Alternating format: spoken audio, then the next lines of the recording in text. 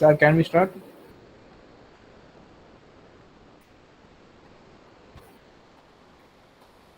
Yes, sir. Start. Okay, good evening.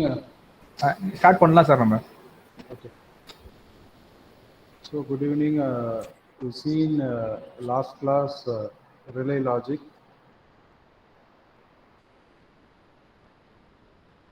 So in that we've seen what is AND logic, what is OR logic, then XOR, XNOR, NOT logic, all those logic we've seen. So earlier days for implementing these logics they use the relays. So we've seen what is relay also. Relays consists of set of coil. Relay consists of a coil and set of contacts.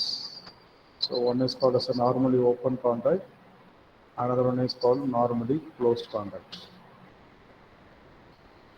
So in a plant, earlier days for implementing any applications, they use hundreds of relays. So these all relays will be connected through wires. So one of the problem with these wires is if any loose contact or any wire is open, then it is very difficult to troubleshoot where actually the fault happens, right? So the people suffered a lot.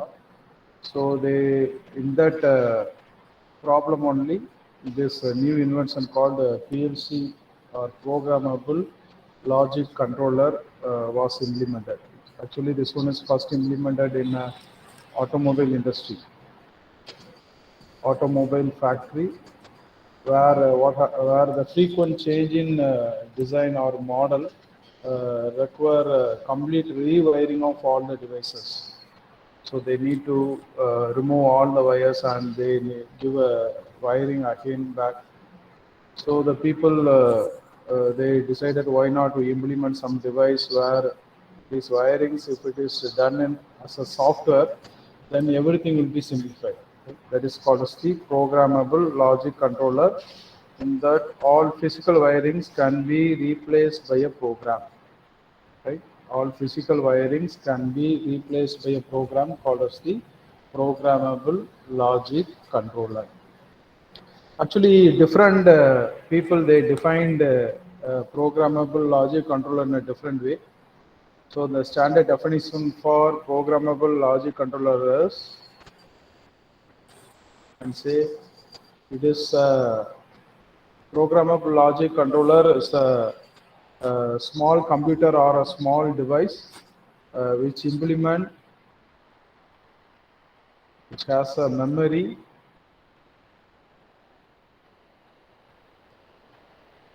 for storing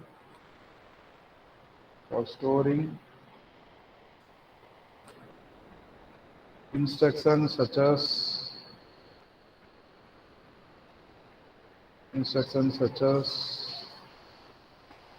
arithmetic logic, timing, counting,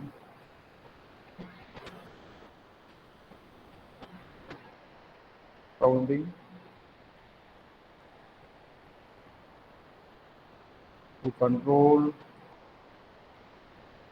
machine or process.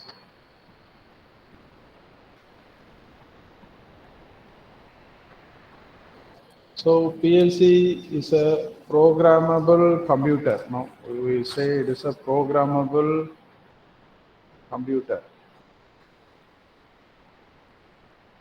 PLC is a programmable computer which has a memory for storing instructions such as arithmetic logic unit, arithmetic logical instructions, timing instructions, counting instructions to control machine or process. Okay, so this PLC can be used either to switch on or switch off the machine, or it can be used to control the parameters in a process. Maybe it may be pressure, or it may be temperature, or flow. Right? A process involves many parameters. That process parameters can be controlled using a PLC, or this can be used to switch on a machine in a sequence. right? So that is how we are defining the PLC. And the PLC, this one is a block diagram of PLC.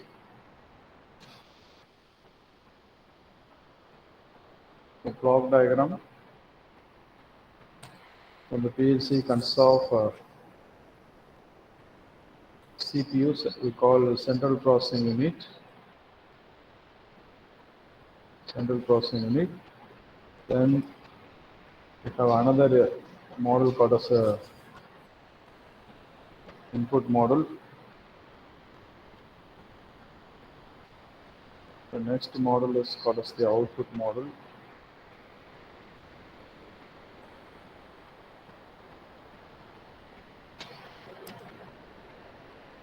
And this one consists of a power supply.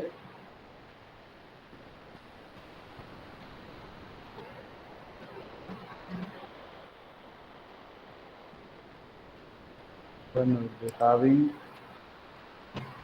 monitor or programmer.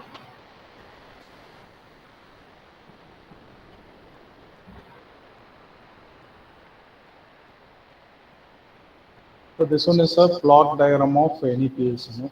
If you go and see any machine in our workshop, whether it is an injection molding machine or some CNC machine inside some PLC will be there. So this PLC usually consists of these all parts. So the main part of the PLC is called as a CPU, Central Processing Unit. Right? In this Central Processing Unit only, we'll be having a memory. So usually we define two types of memory. One is a random access memory. Another one is a read-only memory.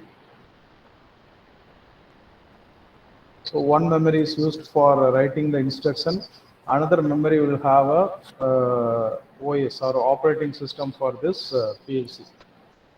So this central processing unit only, actually whatever instructions or program will be stored in this CPU. Right? Already we see now, I want to write a program that when two sensors are on, then a machine need to on. So this is a machine or motor. This motor need to on when sensor 1 and sensor 2 is on. So this type of program will be written in some format inside the CPU, right?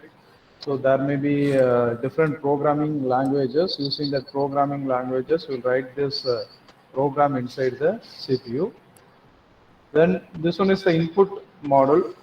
Why we need an input model is the sensors, what we already told, no, these sensors cannot be directly connected with the CPU because these sensors may be with a different rating. It may be 24 voltage DC or some 110 voltage AC, right? These sensors were with a different rating. These sensors cannot be directly connected with the CPU, which works only 5 voltage DC. So to interface physical input with the CPU, we need a model called as an input model, right? Physical input. The physical inputs were sensors. To interface these sensors with the CPU, we need some model called as an input model. Similarly, the CPU cannot provide this output. No, when inside we have a program like this, when two sensors on, the output need to on. So what happens when two sensors input is given through the input model? So automatically this will close and this will close, and the CPU will produce the output. So that output, we want to take it to the motor. So this CPU output, it is just a 5 volt, that cannot be enough to drive the motor. So to drive the motor, we need another model called as output model. So what is output model? Output model just interface the CPU output with the physical output, right? Output model interface CPU output with the physical output because the physical output cannot be interfaced directly with the CPU, which has only a minimum voltage and current. So to drive any motor or any output device, we need output model. So this output model interfaces CPU with the output devices, right? Then what is the power supply? Power supply, actually for energizing CPU or input model, output model, we need to give some electrical power. So this power supply only provides some power, electrical power to the input module, CPU or the output module. Then what is monitor or programmer? In some PLCs we can monitor whatever programming happening in the PLC, what we programming or what the PLC processing, everything can be monitored in the PLC itself. No, that is called as a monitor. Or in some other PLCs using some communication port, LAN port, we can connect this PLC with our PC and we can monitor. Right? Using PC, we can monitor. Also, in some PLCs, we can do the program at the PLC side itself, right? At the PLC end itself, we can do the program. Or if that is not available, through the communication port, we can connect the PC. Through the PC, we can do the program. Right? So these are the parts of the PLC. If anyone have any clarification or doubt, you can ask me. Any doubt or clarification on this plot diagram of PLC?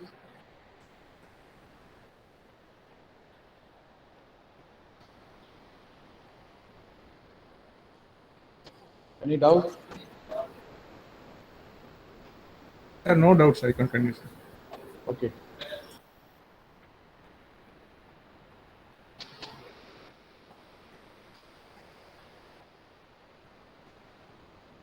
So next, we've seen what is PLC. Now, let us see how this PLC can be used. This PLC can be used for electro-pneumatics application. Electro-pneumatic applications. See here, this word itself, electro-pneumatic. Previous class we've seen that some electrical device can be used to program the pneumatics. Right? The pneumatic usually in the valve side,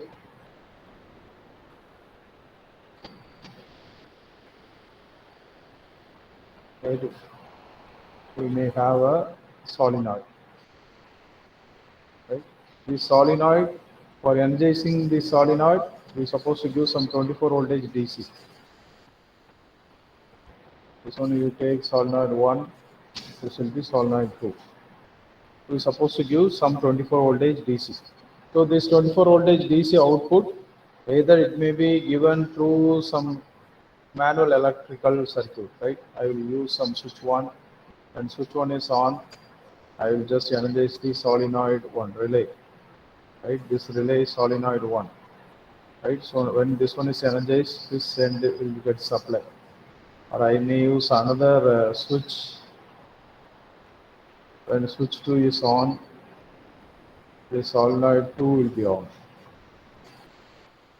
Right? Simple circuit. Just one is on, this will on, and when 2 is on, I energize this, right? So I switch off this and I will switch on 2, and so that this one will on. Solenoid 2 will on. Now, this is how usually electrical wiring will be done for energizing this. In the usual case, we may use at the cylinder end some sensor. Right? We have a single acting or double acting cylinder, and we may use some sensor or some reed switch. Using this, automatically we can wire the sensors in the circuit, and continuously we will switch on S1 and S2 so that we may have a forward and reverse motion of cylinders. Right? So in our case, now PLC will have a different instruction. Right? So we'll see the different instructions used in the PLC. So the first instruction used in the PLCs were called as a contacts and coil. Contacts and coil. So the contacts is represented like this. So the coil is represented like this. So this type of diagram is called as a ladder diagram, because it looks like a ladder. No, this one is called as the rail.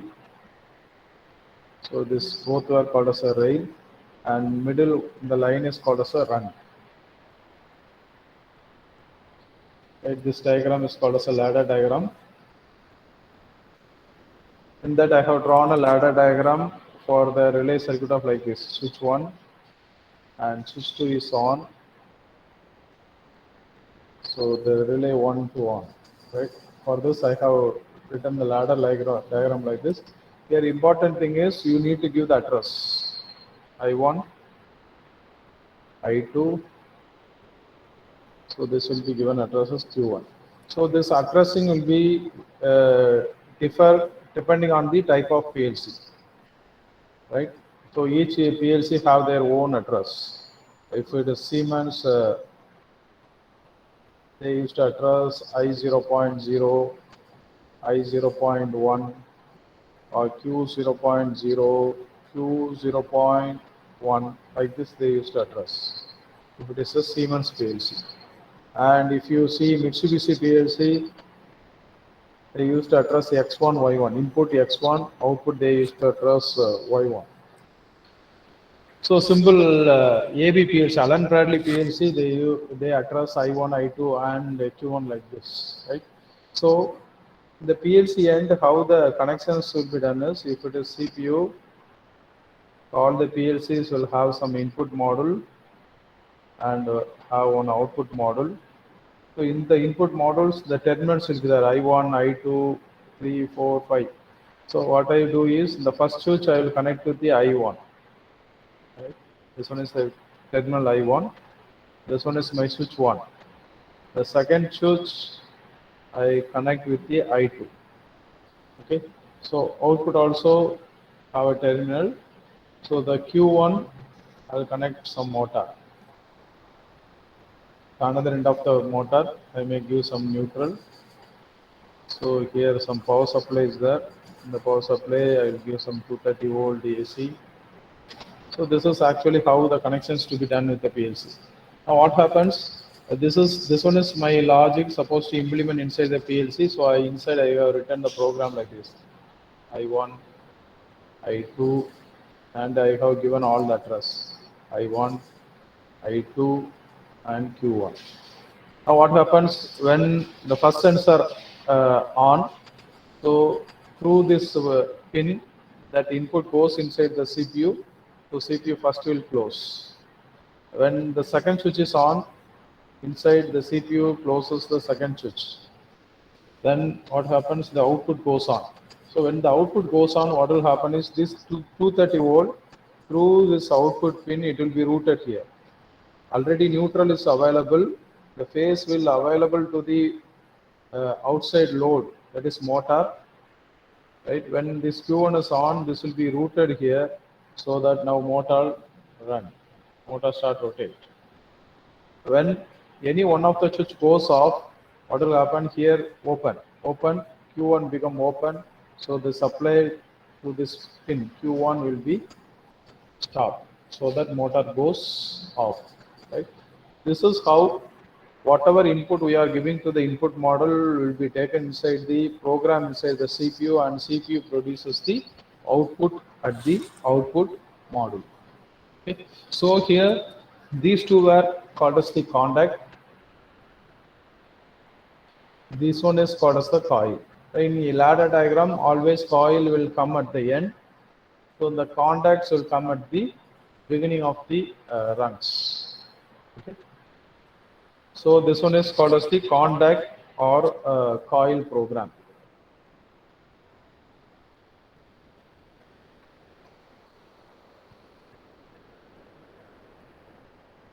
Now, in our all lathe machine or CNC machines, usually some two buttons will be given. One is called green button, another one is a red button. So in all our lathe machines, two buttons will be there. One is for green button, usually for start, and red button is to stop. So for this, the usual relay connection in the lathe machine is comes like this. So we'll be having one stop button and one start button. Then we'll call some contactor will be there. This one we call as a KSM motor contactor.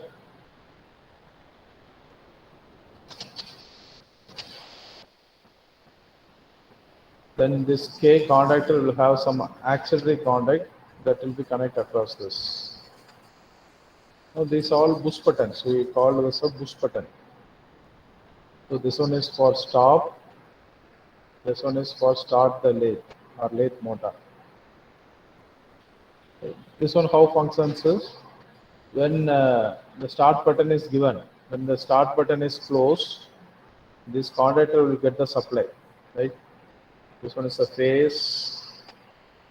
This one is a neutral. So when the start button is closed, the supply, this one is already closed. The supply will go here. So this is just a push button. So once push, after sometimes automatically it will release. So but we need to give supply continuously to the contactor. For that, what do you do? This contactor will have some auxiliary contact also. So actually this contactor comes like this.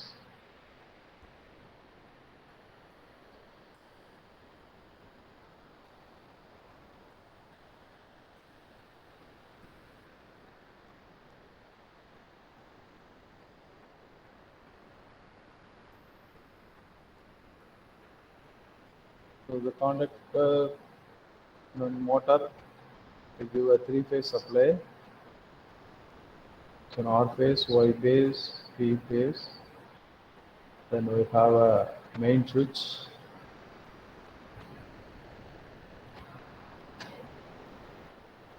Then we have some power contact. So this one is called as a K. Then the machine will come. So what happens when this K coil of this contactor on, these three contacts will close and the motor will run. Assume that already we close the main. So even the main is closed, the motor won't run. Only when this control supply, when the push button is closed, when the push button is closed, this coil will on. Contactor, motor contactor coil will on, which will close these three power contacts, so motor will run. So apart from the power contact, we have some auxiliary contact also. This also will be closed. That auxiliary contact only I have used here. So what happens at the starting time when this one is pressed, this K coil will on, these four contacts will close. So what happens? This also will close. So even this push button is released, supply always available to the coil like this. The motor will keep on run. When at any instant the stop button is pushed or closed, what will happen? This closed switch will become open. When this one is open, what happens? Supply to the K will cut off. So this all again open, motor will off, and this also open. Okay, this is how in the lathe machines we are starting and stopping the uh, induction motor or the motor available inside the lathe. So if we want to implement the same control logic in a PLC, a similar thing can be implemented in a PLC. So in a PLC, so this one is the ladder diagram. So the stop we will be using a closed contact. Start we use a open contact. Then we will use a coil. Then this one is another contact in parallel.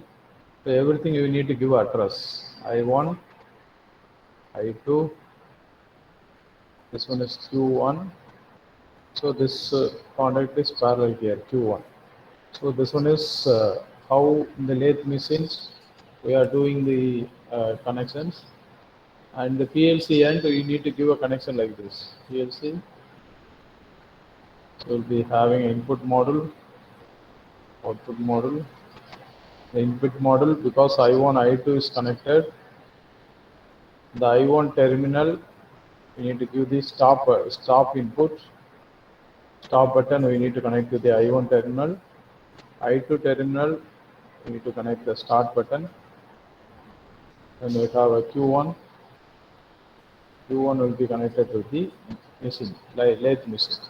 The neutral will be available, and here we will be giving 230 volt AC. So this is how we are doing the connection at the PLC end. Okay, so here this one is called as the coil or contact programming.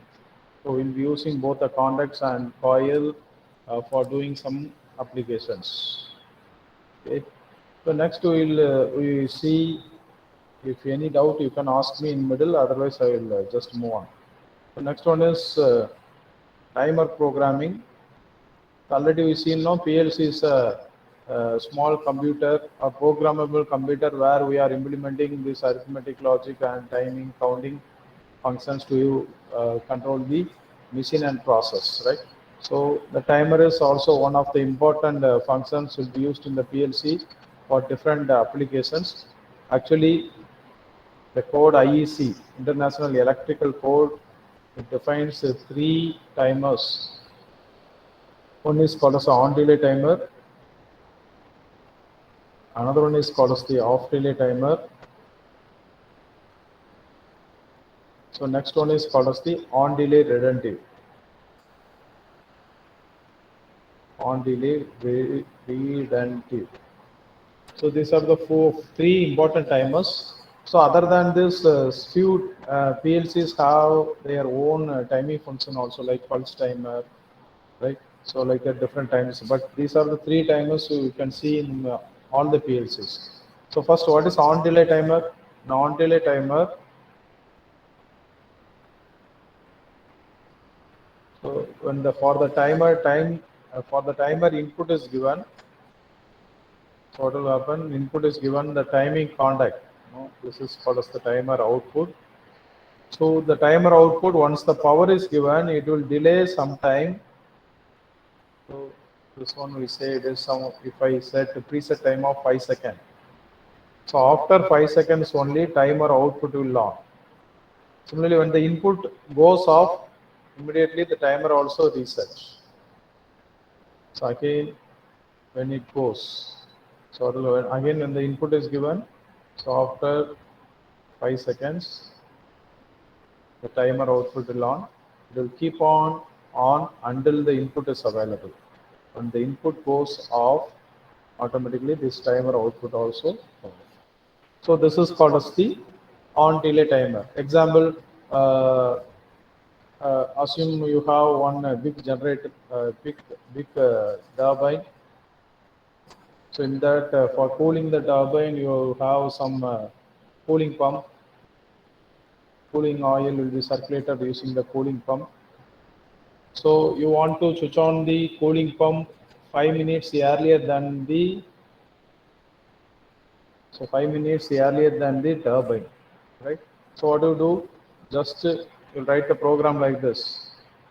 So when the input is given, one input is given, so you will switch on cooling pump first, right? Then parallelly you will switch on some timer also. So this is the on delay timer. So after 5 seconds, this on delay timer output will on, right? Using that on delay timer, you can switch on the turbine, right? This when the start input is given, immediately the cooling pump on, so it will start cool the turbine. The timer also starts. So after 5 seconds, this timer will close, and that will switch on the turbine, right? So in that applications and all, we can use the on delay timers. Once the input is given, it will delay some time period. Then I want to switch on something, right? For those applications, so you can use this on delay timer. Okay, any doubt? Okay, next we'll see off delay timer. Off delay timer. So don't think that this one is only for electrical, or it may be applicable to mechatronics or some other branch of study. So no need for mechanical like that. If any thought is there, then it is you need to discard that, because as you know, in most of the factory, it is all multidisciplinary. So as a mechanical engineer, you should be able to program any device for this timers also. You should at least able to distinguish the timers or counters or coils used in any logic or any applications. So in off delay timer, just some input is given. Okay, so immediately the timer output will on. Once the input is given, the timer output will on. Right, this is the input. Input is given, timer output is on, and when the input goes off, so here timer output is on when the input is given. Once the input is goes off, then only the timer will start. I have set some time of some 5 seconds. So what will happen? Output will extend up to 5 seconds, then go out. Right? This is called as the off delay timer. So where we can use this example, you take some walking path, right? So I have some light here. Here I have some light. So this light will automatically switch on when some uh, people come nearby, right? When they come here, I have some sensor, right? The light will immediately on. So when the person comes here, I don't want to switch off this. I want to have even the person go out of the sensing range. I want to have this lamp some 5 minutes more. So in these applications, what I will do is just a sensor input I will take and give to some off-tail timer. Please, please. So sensor input is given. So I will given to some off delay timer. Then this off delay timer output I will connect to the lamp. Right, this lamp will be connected to the off delay timer. Okay. So in this case, what will happen? So once the sensor senses, immediately this timer will on, the lamp will on. Once the person crosses the sensing limit, what will happen? Immediately this one cut off, the timer start count, right? If it is 5 minutes I program, timer starts count. After 5 minutes only, it will cut off the supply to the lamp, right? So in that way, we can have this lamp will be on until the person go out of the particular site of this lamp. Okay. So this is how this off delay timer can be useful for few applications. And next one is on delay retentive. In on delay retentive, once it is similar to on delay. Once the input is given, this on delay retentive timer on, but once the input off, it won't off, right? It will always on. So to switch off this manually, you need to give some reset input. Once the reset input is given, then only it will switch off. So this is called as the retentive timer. Okay. Retentive on delay timer. So the timer usually will be programmed like this. In the program, the timer usually come in a block like this. We call as a timer. So for this we will address T1 or T2, T3 like that we address, and we can select which block of timer is required, on delay or off delay. Then the timer will have some enable input. So for that we need to give some input like this. In our case we are using some sensor used to enable the timer. Then the timer you will need to give some preset value. We call it a pre-V. Preset value, I'll give some time value of 5 minutes. Right? Like that I need to give a preset value. Then here the timer will have some output. In the output we can connect some coil or contact anything. So once 5 seconds, once this preset value is equal to the timing value. So once the input is given, timer start counts, right? Once timer starts, the timer counting value reaches 5 minutes, which is equal to the preset value, then this output goes on, right? In case of a on delay timer, and we see no off delay timer, retentive timer, and all, it works like that.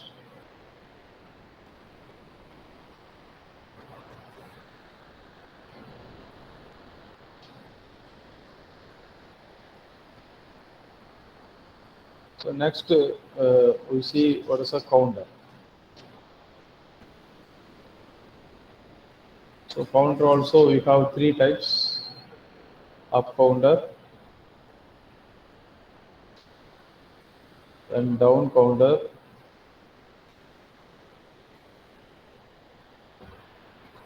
then it is up down counter.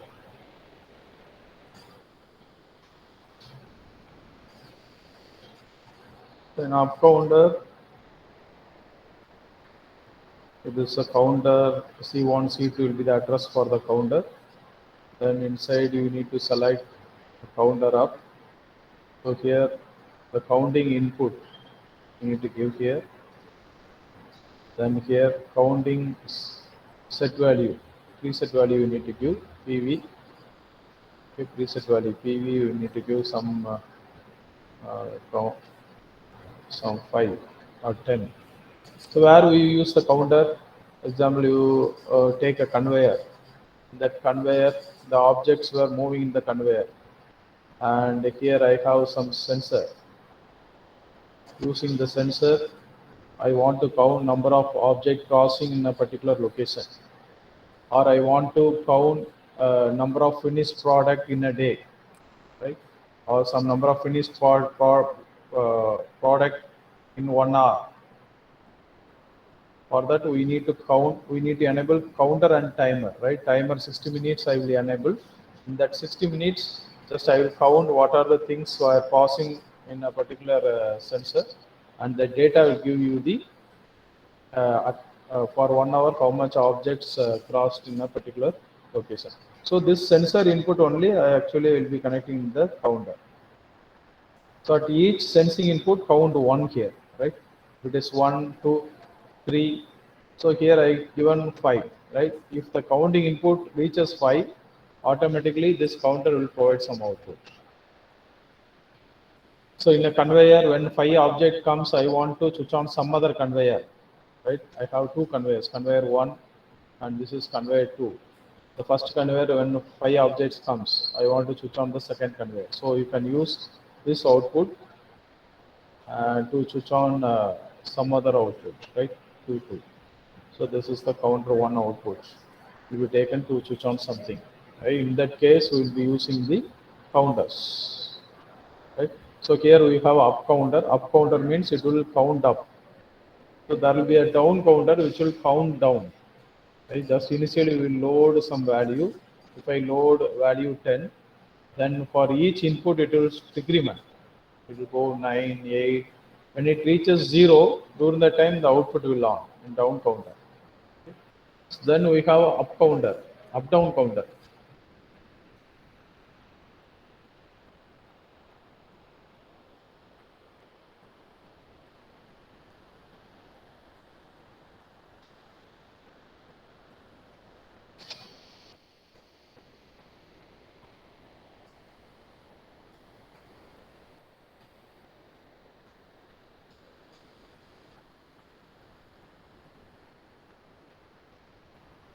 Then we have a up down counter.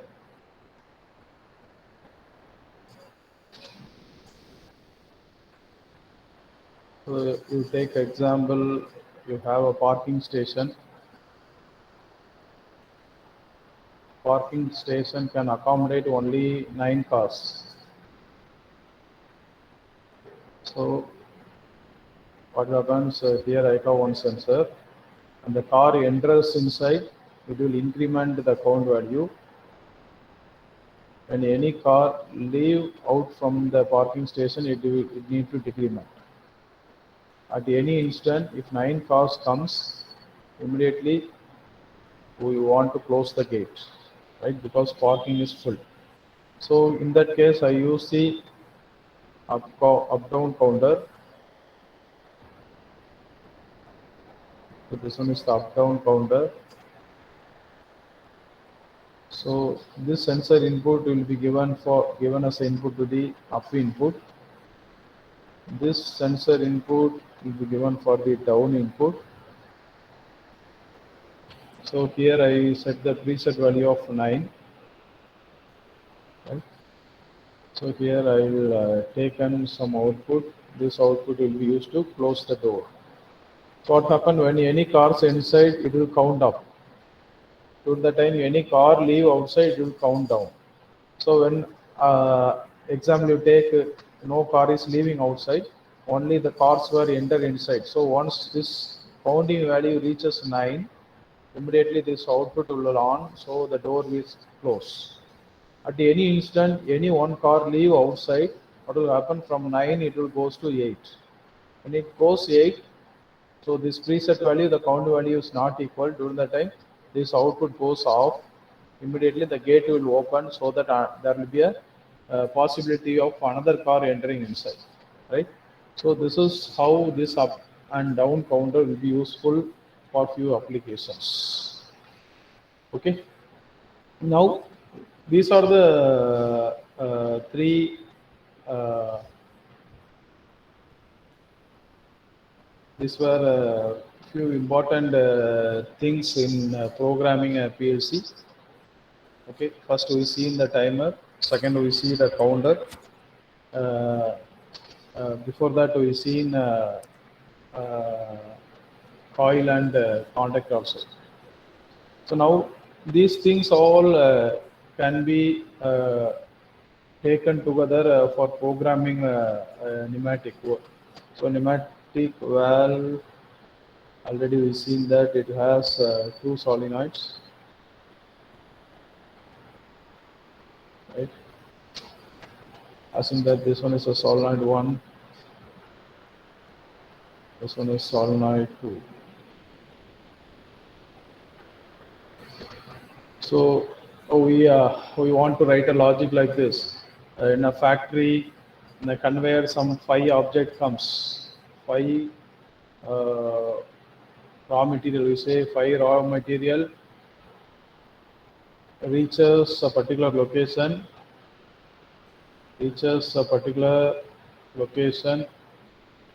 will extend the cylinder,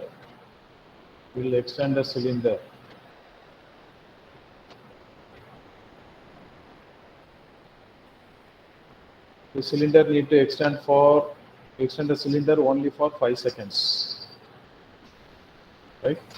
So for that, how you program? So 5 raw material reaches a particular location. So for sensing that, I'll be using some sensor. No, that is sensor. I give some address 1. Actually, I1 is sensor 1. Right? So this is the conveyor. This is the location. I use a sensor 1. So it senses some 5 raw material coming to the conveyor, right? If 5 comes in this location, the sensor senses. For each object is sensors, and it will be given to the counter. I use some up counter. From the up counter, I give the preset value of 5. Okay. Once 5 is comes here, so this one is we take as a C1. So I use here some Q1, right? So once 5 sensors, this output will on. So then I want to, once this one is on, Q1, I will immediately extend the cylinder. Okay.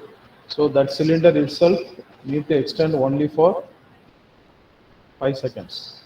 So what I do is, here I will give, this is for solenoid 1. So meantime, I will switch on one timer also. So this timer is for 5 seconds. So this solenoid I want to on only for 5 seconds. So what I do is this timer closed contact I use here. This one is the on delay timer, right? On delay timer. So what happens? Once the counter count 5, this output will close. During the time solenoid also close, timer also starts. Timer reaches 5 seconds, this closed contact becomes open, so solenoid go off. Okay. So this is a simple small example how these all functions of PLCs can be used to implement any electro-pneumatic logic. Right? It's a simple logic. Similar complex logics, once you are familiar with this instruction of PLC, then easily you can make any logic for any applications. So I hope almost I have covered things relevant to the PLC's instructions and how these instructions can be implemented for operating any electro-pneumatic circuits. Any doubt on this you can ask, because I hope everything is completed. So anything more you can ask.